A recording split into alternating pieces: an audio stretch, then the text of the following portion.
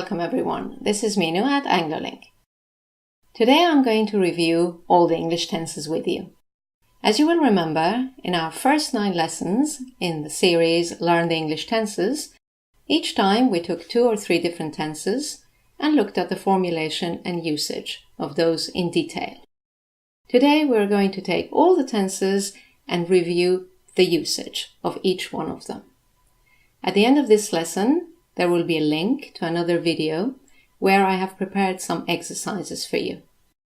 These exercises are going to be quite challenging, but also a lot of fun, where you will have to choose the correct tense among all the tenses that you will review with me in this lesson. Today's prize draw is a free copy of Anglophile 105, which is indeed a review of mixed tenses plus extra exercises.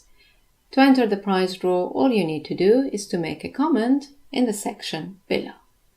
So, when you're ready, we can begin with our review of all the English tenses. All English tenses. As you know, I have explained the different English tenses to you in my 9 videos on tenses. In each video, we have looked at the formulation and usage in detail. In this lesson, we're going to summarize and review the usage of all these tenses together. So, just to remind you, in the first video, we looked at the difference between I do and I'm doing. Then, we looked at the difference between I'm doing and I have been doing. In the third video, we looked at I have been doing and I have done. And then we moved on to the difference between I have done and I did. In my 5th lesson, we looked at action verbs and state verbs. The 6th video was on future tenses. We looked at the difference between I will do and I am going to do. And in the following video, we looked at the difference between I am going to do and I'm doing with a future time marker. In the 8th video, we looked at all the past tenses. I was doing, I had done, and I had been doing. And finally, we looked at all the future tenses. I will be doing, I will have done, and I will have been doing. So, let's start our revision by looking at present simple. I do, he does, etc. As you will remember, the present simple tense indicates a fact, a habit, or a regular action. Let's look at some examples. A fact. She's an author. She writes books. A habit. She always writes in the morning. And a regular action. She writes 2 books a year. Let's now look at present continuous. I'm doing, she's doing, we're doing, etc. As you will remember, the present continuous talks about a temporary action in progress at present. She is currently writing a new book. Let's look at the timeline. The action is happening now. Okay, moving on, the next tense we looked at was present perfect continuous. I've been doing, she's been doing, etc.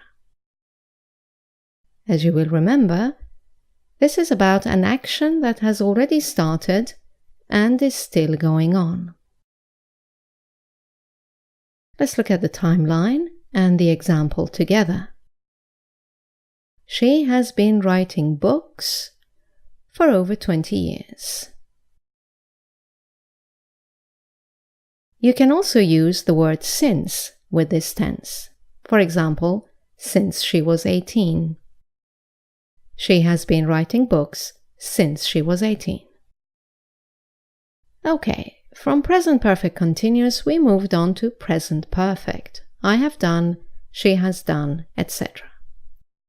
Now you have to be careful with present perfect, whether you're using it with an action verb or a state verb.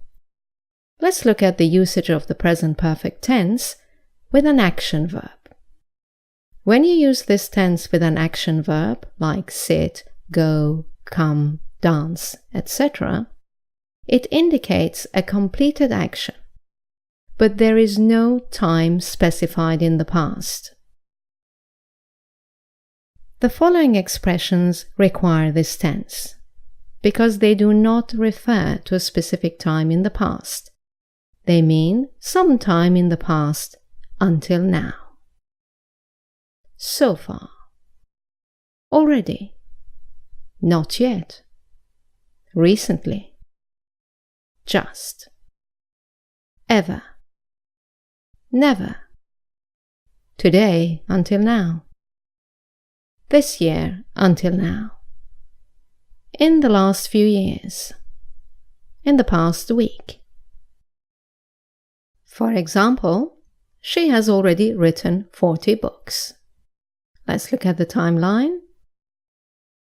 The action is completed without saying exactly when. It's completed before now, which is the time of speaking. Now, looking at the present perfect tense with state verbs, it's completely different.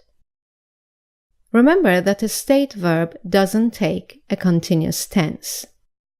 So, with a state verb, the present perfect has replaced the present perfect continuous. Which means that, with state verbs, the present perfect shows a state that continues from the past to the present. For example, she has been a writer for 15 years, because we can't say she has been being a writer for 15 years. Or, I have known her since 2010. Again, because know is a state verb, and we cannot put it in the present perfect continuous tense. So we switch it back to the present perfect simple. I have known. But the timeline will look exactly like the present perfect continuous tense. A state that started in the past and continued and is still correct at the present moment. Right, moving on to the past simple. I did, she did, etc. Remember that initially we contrasted past simple with present perfect, because past simple is also a completed action, but at a specified time in the past. Any time expression that refers to a specific time in the past requires this tense. For example, yesterday, last year, a week ago, when I was young. For example, she wrote that novel many years ago. Let's look at the timeline. She wrote that novel many years ago, or yesterday, or 2 weeks ago, or when I was 10. You have a specified time in the past. Okay, moving on now to past continuous. I was doing, we were doing, etc. As you will remember, this is an action in progress in the past, either when a shorter action took place or at a very precise moment. Let's look at the timeline. She was writing that novel when she became ill. The next tense we looked at was the past perfect. I had done, we had done, etc. And as you will remember, that was about a completed action in the past, either before another action took place or before a very precise moment. Let's look at the timeline. She had written that novel before she became ill. Okay, moving on to the next tense, which was past perfect continuous. I had been doing, we had been doing, etc. And as you remember, this is an action that had started, continued for some time, and was still in progress in the past. Either before another action or before a very precise moment. Let's look at the timeline. She had been writing that novel for a few months when she became ill. Okay, moving on to future tenses now and starting with future simple. As you will remember, there are two main usages. The first one is a decision at the time of speaking, and this is used mainly in dialogues, and it's best to use the contracted form. For example, someone says, Dan called earlier, he wants you to call him back. Reacting to this sentence, the listener will say, okay, I'll call him as soon as I can. The second usage was for a possibility in the future, and usually you need to include an expression of possibility in your sentence. For example, I will probably call him this afternoon. From future simple, we moved on to the going to form. I'm going to do, she's going to do, etc.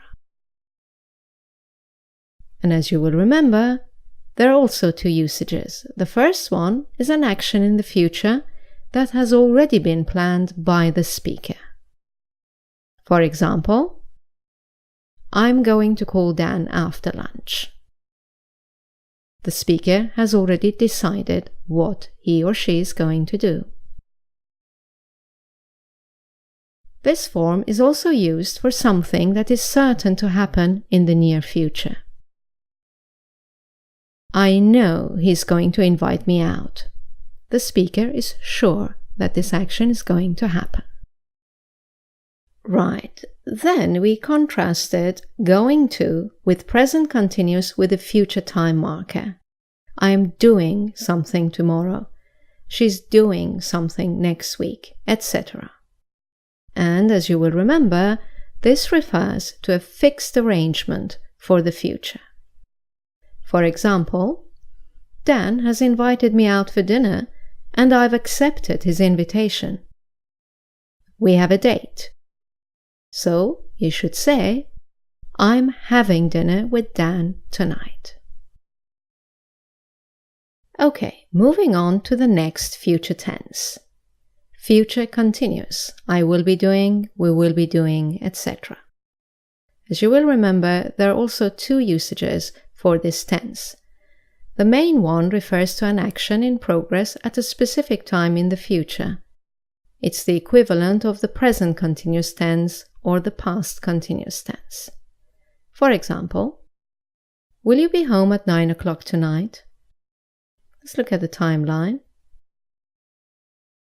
No, I will be having dinner with Dan at that time. The second usage of the future continuous tense was replacing the going to form for the future or the be doing form for the future. For example, are you going to pay for the meal? Yes, I will be paying because he paid last time. In this example, the future continuous tense will be paying has replaced the going to pay. Which restaurant are you going to? We will be going to the Mexican restaurant. In this example, the future continuous will be going has replaced the present continuous for a future arrangement, are going. Right then, moving on to the next future tense, future perfect. I will have done, we will have done, etc. As you know, this refers to an action that will be completed in the future, either before a specific moment or before another action takes place. Let's look at the timeline. We will have left the restaurant by midnight. And finally, future perfect continuous. I will have been doing, we will have been doing, etc. As you will remember, this is an action that will have started, will have continued for some time, and will still be in progress in the future, either before a specific moment or before another action takes place. Let's look at the timeline. We will have been drinking for a few hours by the time we leave. Right, this brings us to the end of the revision lesson. We have prepared a video with exercises on mixed tenses for you. All you need to do now is to click on this image to go and do the exercises.